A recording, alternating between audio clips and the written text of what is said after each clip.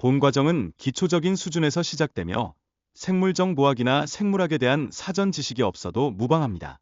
학습의 초점은 데이터 세트를 수집하고 이를 전처리하며 탐색적 데이터 분석을 수행하는 방법에 있습니다.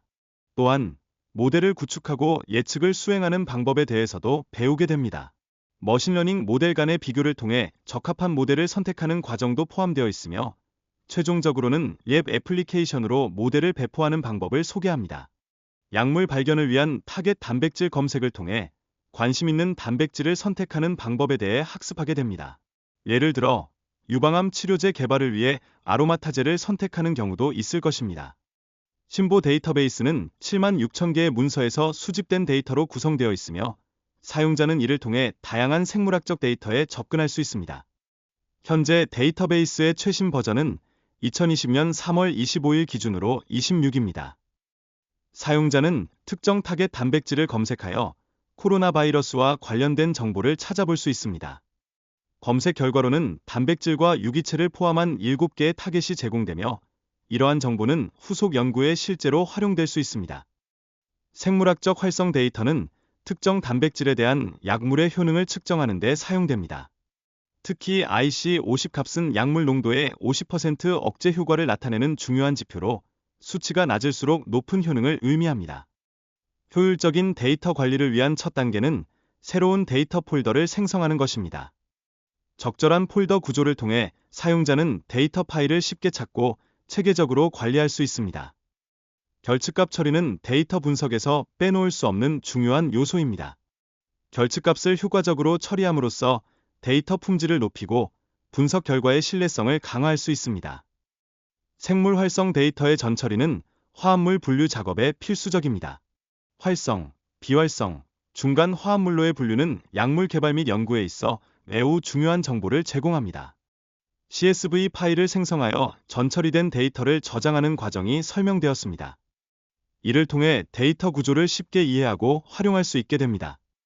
이 데이터는 기계 학습 모델 구축을 위한 기초 자료로 활용할 수 있으며 이는 향후 데이터 과학 프로젝트에 중요한 역할을 할 것입니다. 사용자는 다양한 키워드를 활용하여 데이터를 검색할 수 있습니다. 예를 들어 아로마타제 효소와 관련된 데이터를 탐색하여 유용한 결과를 얻을 수 있습니다. 첫 번째 단계에서는 신보 데이터베이스에서 생물학적 활성 데이터 세트를 다운로드했습니다. 이 데이터 세트는 화합물 이름과 해당 SMIS 표기법으로 구성되어 있습니다. 리핀스키의 규칙은 FDA 승인을 받은 약물의 분석을 바탕으로 하며 이 규칙은 약물 유사성을 평가하는 데 유용합니다. 구체적으로 분자량, 분배 개수, 수소 결합 기부자 및 수용자의 수 등이 포함됩니다. IC50 값을 PIC50으로 변환하는 과정은 데이터 분포를 고르게 만드는 데 필요합니다. 이를 위해 음의 로그 변환을 적용하고 최대값을 1억으로 제한하여 해석의 어려움을 방지합니다. 데이터 분석을 통해 바이오액티비티 클래스의 최대 및 최소 값을 확인하고 이를 기반으로 새로운 클래스 DF2를 생성합니다. 중간 클래스는 삭제되어 간단한 비교가 용이해집니다. 화학 공간 분석을 통해 화학 화합물의 분포를 시각화하고 활성 분자를 별자리와 비교하는 방법을 소개합니다. 이 분석은 화합물의 특성을 이해하는 데 유용합니다.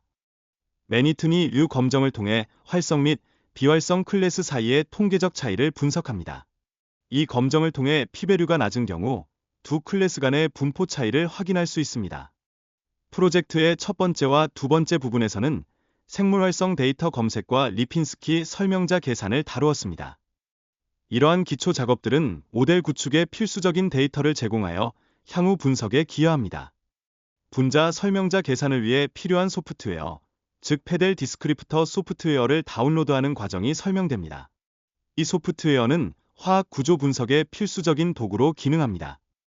화학 구조에서 불순물을 제거하기 위해 사용하는 스크립트의 내용이 설명됩니다. 이러한 과정은 정확한 분자 설명자 계산을 보장하여 모델 성능을 향상시키는 데 기여합니다. 데이터 세트를 다운로드하여 컴퓨터에 저장하는 방법이 설명됩니다.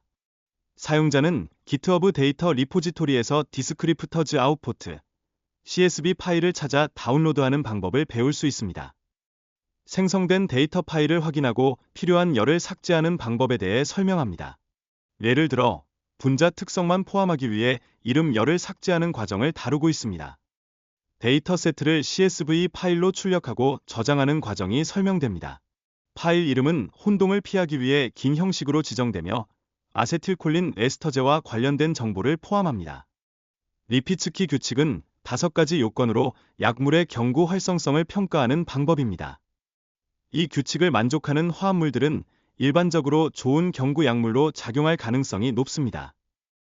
약물의 안전성과 독성을 고려하여 최적의 구조를 찾는 것이 중요합니다. 독성이 있는 화합물은 부작용을 유발할 수 있어 이들을 피하는 것이 약물 설계의 핵심입니다. 각 분자는 고유한 지문을 가지며 이는 기계 학습 알고리즘이 학습할 수 있는 특성을 제공합니다.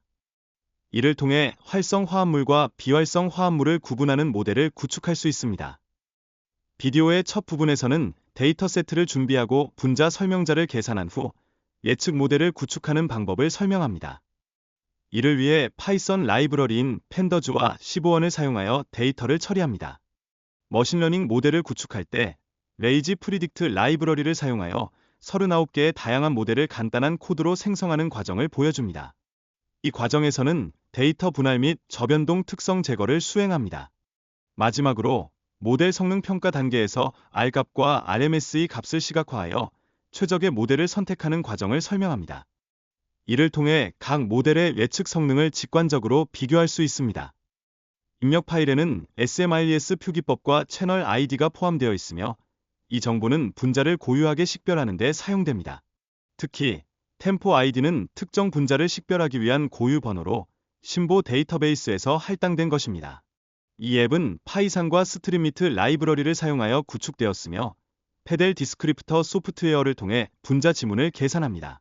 이러한 분자 지문은 분자의 고유한 화학적 특성을 설명하는 데 사용되며 머신러닝 모델의 입력으로 활용됩니다.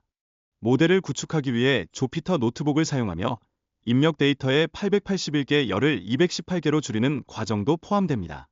이러한 차원 축소는 모델을 더 신속하게 구축할 수 있도록 도와주며 최종 예측 결과는 CSV 파일로 다운로드할 수 있습니다. 모델 훈련 과정에서 설정한 랜덤 포레스트 회귀 모델은 이 매우 중요한 단계입니다.